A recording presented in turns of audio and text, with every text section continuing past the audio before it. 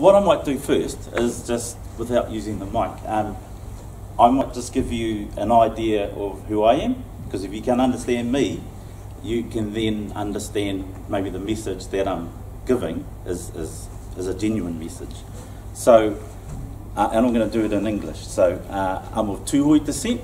So we're, I guess, a tribe in the central North Island that have traditionally been a forest-dwelling people, and so they still live in that forest area now. And so from that, you can see that I definitely have a passion in indigenous vegetation. And then my other part is I'm also Irish, and I understand from my Irish history that the clan that I come from was also a tree-dwelling, well, a forest-dwelling clan. So I guess from my European side and from my Māori side, the passion is there. Very good. So the Billion Tree Program.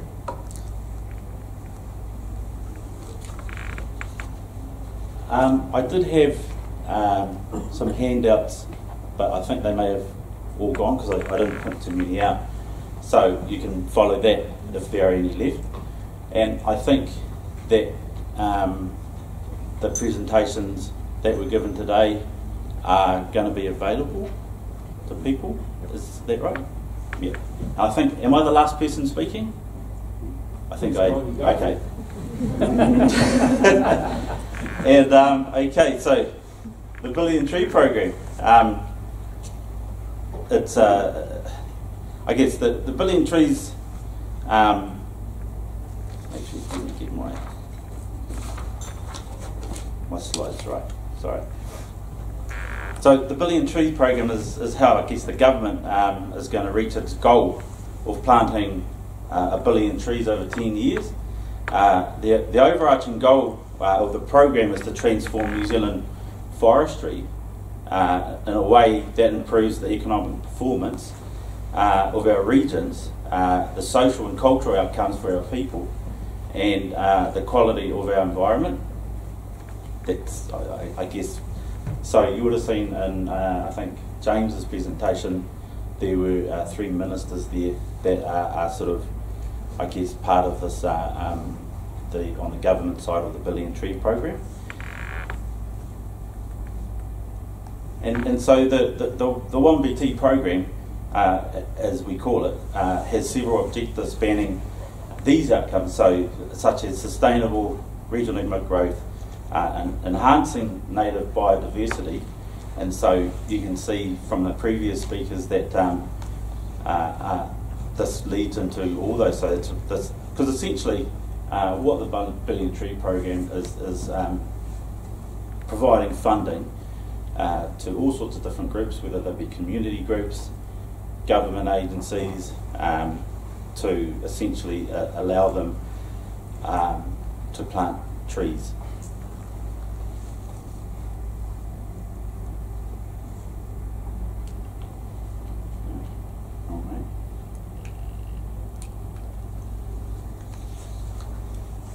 So, 1 billion trees,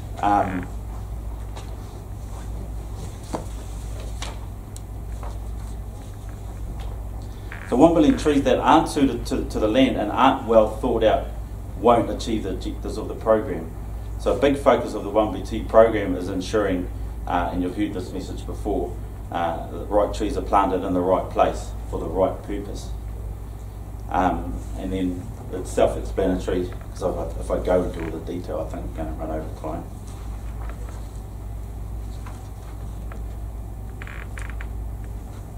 So basically the 1 billion tree program is made up of 4 elements. And so essentially the 4 elements are joint ventures. So the joint ventures is more of a commercial prospect. So it's a commercial arm, I guess, of the Te Uru Rākau, and so it's about planting mostly Pinus radiata, and it is aimed at larger blocks of land, and so it's about, I guess, the Crown working in a commercial partnership with landowners to achieve, essentially the landowner and the Crown are looking for a return on their investment. And then you have the partnership side. And so basically the partnership side of the 1 billion tree program is the infrastructure, I guess, around putting the trees in the ground. And so the putting the trees in the ground bit is the grant side. So the partnerships is everything that supports putting those trees in the ground. And then the regulatory settings is around coming up with the right regulatory frameworks to encourage those different economic incentives, I guess.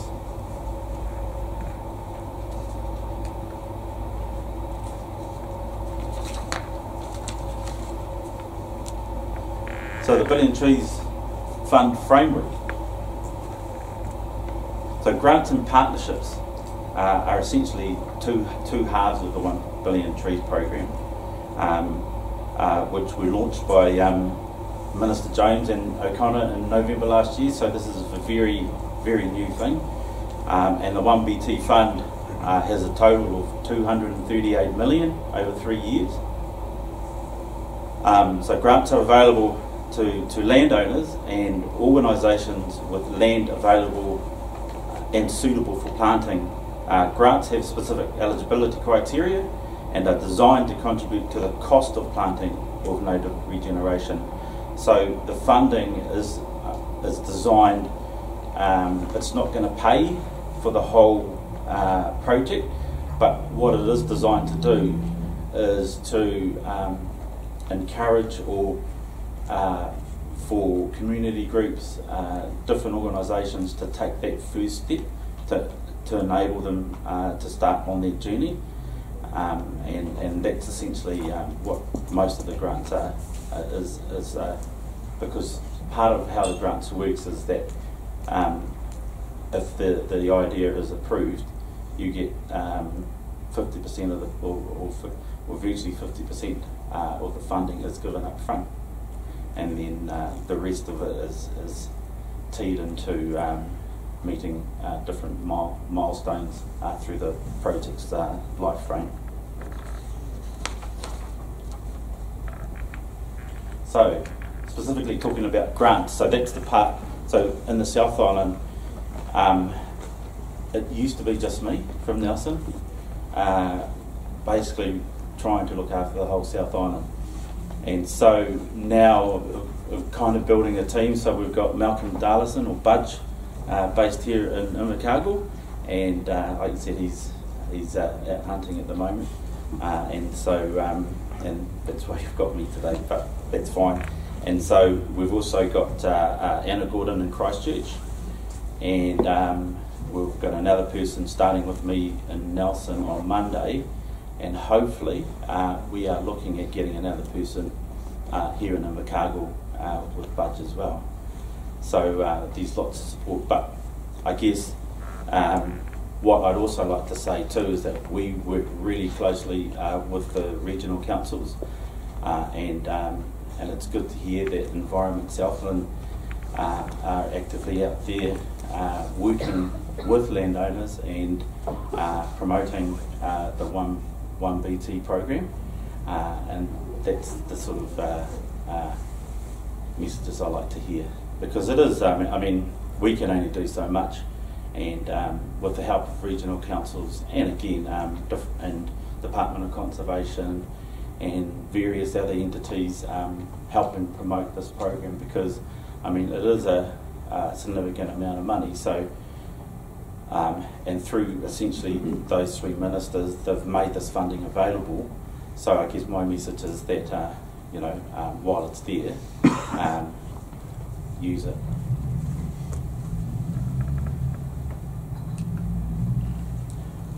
So that's just an overview of what I've just said.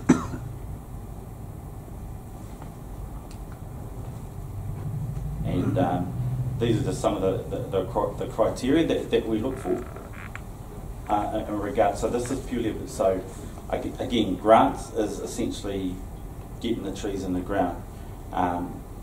The partnerships, they have a whole team as well that looks at, again, the infrastructure that goes around getting the trees in the ground. So the partnership side of stuff, they can actually fund people to coordinate, say, native restoration projects. And I know that some of the regional councils have access funding to specifically get someone to coordinate these things, because in our experience, when community groups, landowners apply for funding, particularly around native restoration, is that you really need someone to drive things forward and actually know what they're doing in regards to doing native restoration, because I mean, a landowner can have all good intent and purpose in doing the project, but if they don't do the maintenance and all the other bits and pieces that comes with doing native restoration, then most of the time it's not a very good outcome.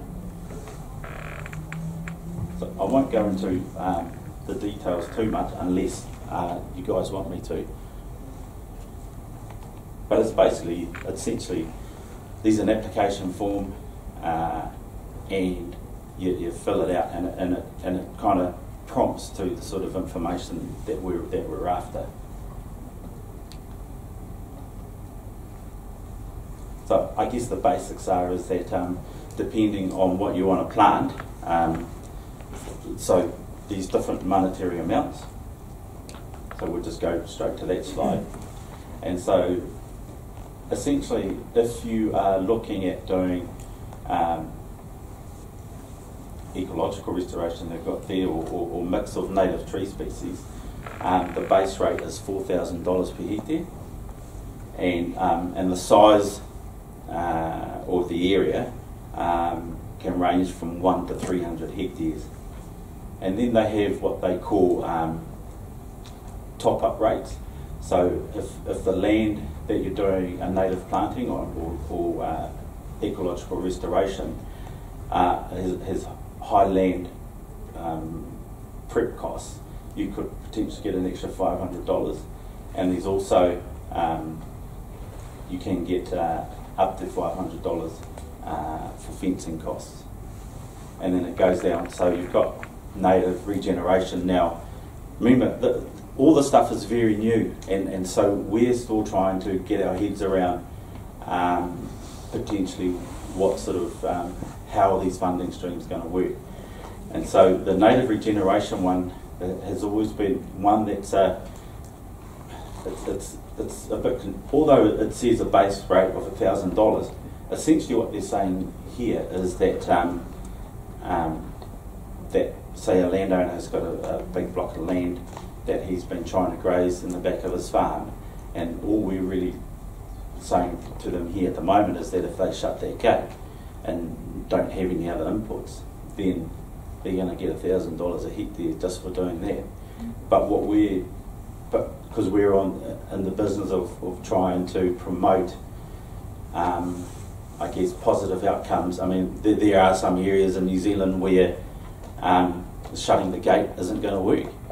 And so you're going to need to be doing some sort of supplementary planting, and so it really depends on, I guess, where that particular land block is in New Zealand. And then these your I guess your commercial type situation where you're planting manuka, kānuka for honey, and so that's a base rate of $1,800 a hectare, and again, from native regeneration down to minimum 5 hectares up to a maximum of 300 hectares. And then you've got your exotic plantings, so that's your Pinus radiata, your Douglas fir, your eucalyptus, redwoods. That's a base rate of $1,500 a hectare. Ben, the 2 points of clarification. Yep.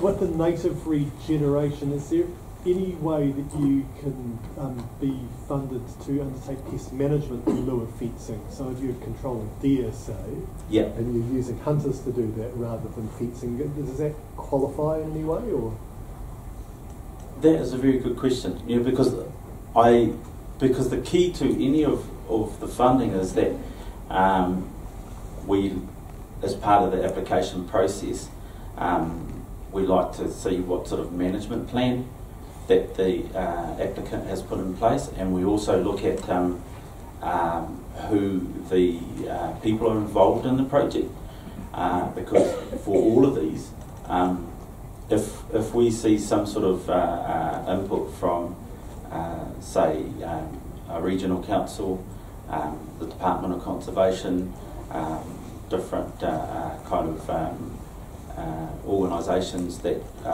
do native restoration, then that for us is that this particular landowner has engaged with reputable organisations to achieve the outcome that he wants. So that's a big tick for us. And so I guess, and a lot of the stuff too is, because it's very new, and particularly the native regeneration, is that each application is looked at on a case-by-case basis.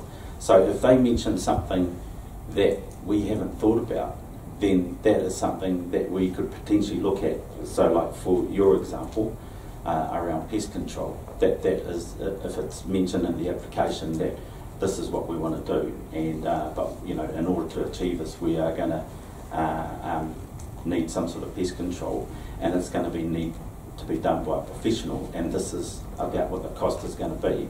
Potentially, we will look at how we would fund that. okay, so there is some flexibility. Yes, most definitely. There is flexibility in a lot of these. The second question I had, Ben, was in relation to the Mānuka, Mānuka in particular. Is there a risk that you will get Mānuka outside a particular ecological district being planted for honey? So definitely. Is there an eco-sourcing restriction on the Mānuka planted, or what's the deal there? So with that Mānuka Kānuka planting, one of the rules there is that, because essentially when you're planting Mānuka or Kānuka for honey, it's okay, sweet, I'll hurry. So they tend to trim the trees to stop them from getting to 5 metres. So as part of getting this funding, it's about you can get funding for Mānuka and Kānuka, and I think in the criteria it says that ideally you'd get that Mānuka Kānuka seedling from the area that you're planting your trees in. And the other thing that we're trying to do too is that because we're discouraging, because there's one big producer of Mānuka in the North Island, where a lot of that stuff has come down here, and those seedlings are improved seedlings, and it's purely for the UMF factor or all those other bits and pieces. But because we've got in there that if the intent is to grow this Mānuka Kānuka for honey, and you're going to carry out these other activities and prevent the plant from getting to 5 metres on the site, then you potentially won't get any funding.